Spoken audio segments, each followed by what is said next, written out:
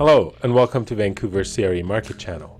In this channel, I do a deep dive into Vancouver's commercial and residential real estate market, leveraging data science and advanced analytical tools. My name is Hassan, and I help buyers and sellers like you to spot trends, gain insight, and feel confident buying and selling in this chaotic real estate market. If you're looking to get into the market and would like to take advantage of the power of AI and data science to land you the best deal in your next real estate move, make sure to send me an email to hassan@vancouvercremarket.com or book a 30-minute complimentary meeting using the calendar link below. Now, there's a lot to cover, so let's get into it.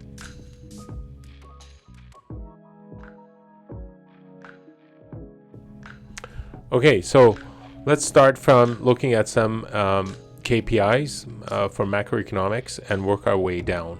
As you can see in this screen, we've had overnight interest rate at 2.75. Unemployment rate has gone up to 6.7%. Annualized growth, annualized GDP growth is 2.6%.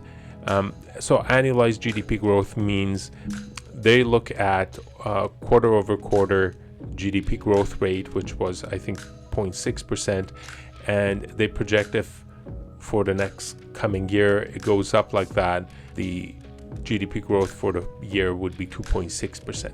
However, the actual GDP growth rate, if you come over here, so the annual growth rate was 2.4%, but the annualized, meaning that projection into the next year, given the pace of the last GDP growth year, is 2.6%. Now, given the tariff that comes in almost every day now, is highly unlikely at this point. So let's go back in here. The 5-year bond yield is coming down, so that means the mortgage rates are coming down as well. There are a few other important economic indicators to look at, one of them being the inflation rate. So inflation rate over here, month over month, has been 1.1%, and the CPI rate was at 2.6% in March compared to February at 1.9%. So given all these economic factors and given the uncertainties with the Trump tariffs and all the announcements that come every day, it's hard to predict what the Bank of Canada would do. I would predict that the Bank of Canada would pause the interest rate. It's not clear which way the economy is going, and they don't want to get ahead of themselves with cutting the interest rate and creating the atmosphere for the inflation rate to go into the 3% and 4% in a matter of a few months. So what we need to see is more clarity with economic data, and at this point I think the Bank of Canada would just pause the rates. So that's my prediction, that the rates would stay at 2.75% for the next announcement on April 16th. Okay, so having said that, let's look into the report from Greater Vancouver Realtors. So as you can see in here, the title is "A Market Made for Buyers is Missing Buyers." So what they're saying is that the market has a lot of inventory in it. So buyers have a lot of options out there, but buyers are not in the market as much as they should be. So here it says the total number of properties currently listed for sale on the MLS is 44.9% above the 10-year seasonal average. So we have to qualify that by saying that 10 years ago, we didn't have these many homes that we've had over the last 10 years. So it doesn't mean that given the same number of homes, we have 44.9% additional listings compared to 10 years ago. You have to take into consideration the number of additional homes that have been added to the inventory of homes, and then based on that, the 44.9% above the 10-year seasonal average doesn't look so bad. at least not as bad as it sounds. But so there is a lot more inventory in the market, but not enough buyers in the market. So let's have a look at the other parts of this report. Across all detached, attached, and apartment property types, the sales to active listing ratio for March is 14.9%. So it explains in here that between 12% and 20% is the balanced market, under 12% is the buyer's market, and above 20% is the seller's market. So right now we're sitting somewhere in the middle. So all in all, the market is not doom and gloom. It's a balanced market with pockets of the market having buyer's market and pockets having seller's market. So let's dig more into this. So let's actually go back to the sales to active ratio statistics for the month of March. Here's a slide for that. So let me turn it this way so we can see better. Okay, so as you can see, the numbers in here, I have to make another video about sales to active listing, different KPIs for sales to active listing. But this looks to be sales to new listing actually. So sales to listing has different ways of approximating. One is sales to active listings, and the other one is sales to new listings. And you can tell because the numbers here are in 47% range, 58% range.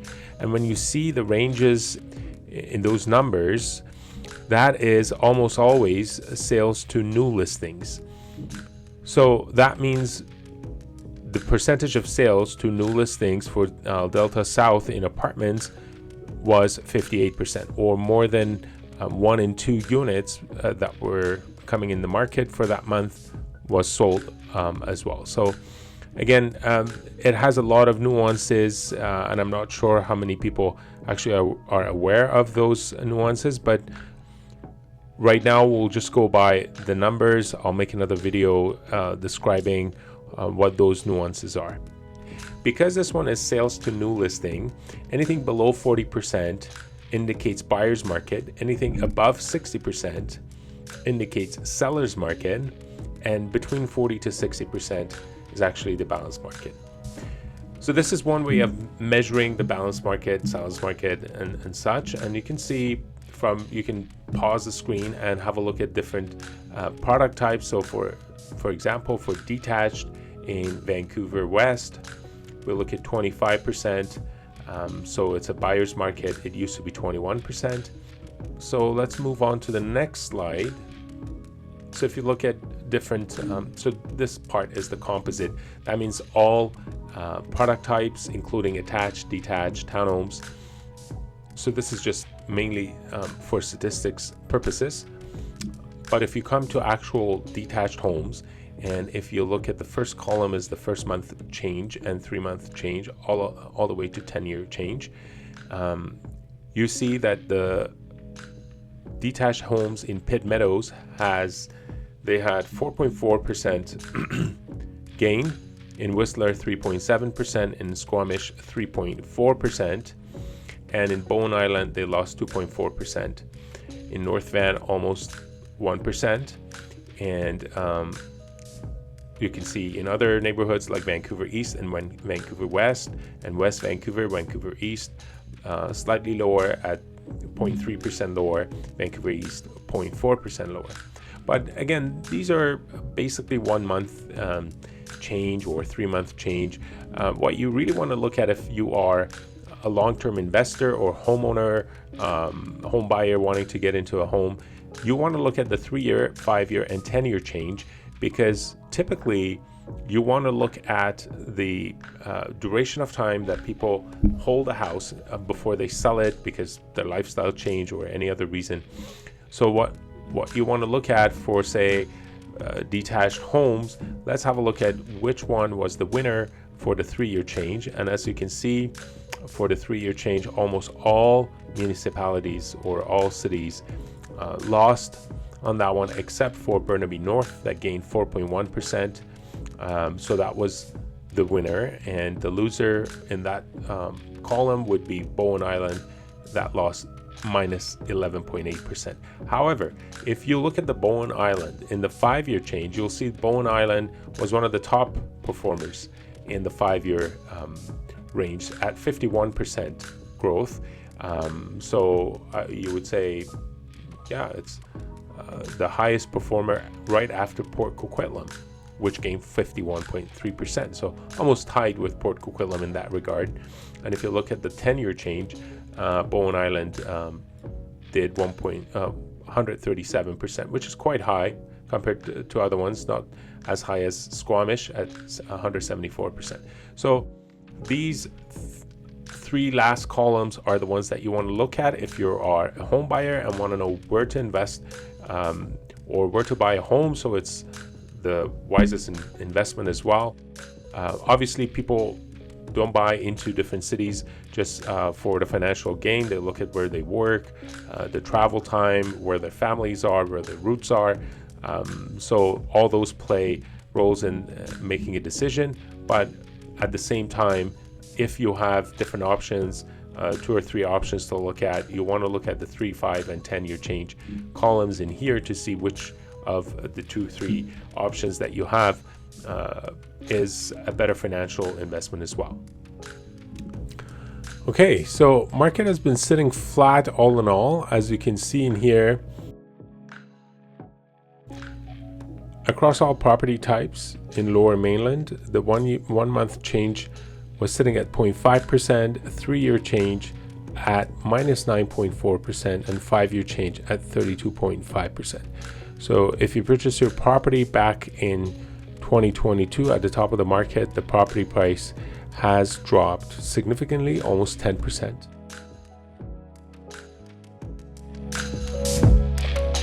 I have written this real estate analytics tool that allows you to drill down to your specific real estate needs for your product and your market and see how the market is doing in that sector of the market.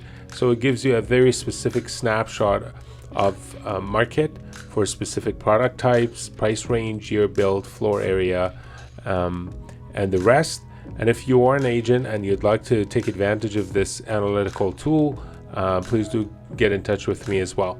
So let me quickly show you this. So for example, for March 2025 in North Vancouver, Community Central Lonsdale, we want to look at the condos, year built. You can change this obviously to say newer condos here.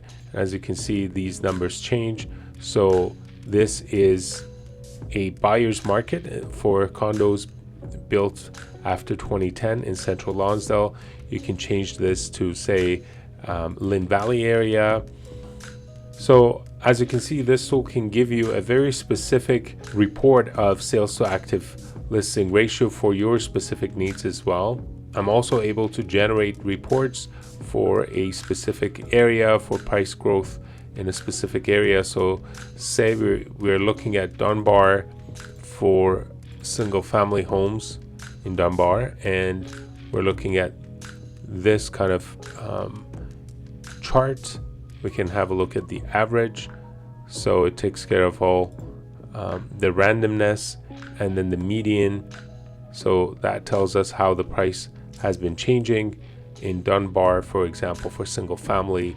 And we can again change the price range as well. We can narrow it down and update the chart and see what the price growth has been in a very specific sector of the market. If you're interested in discussing your specific real estate needs, make sure to reach out by sending me an email to eson@vancouvercremarket.com or book a 30-minute consultation time using the calendar link below. Thank you, and I'll see you in the next one.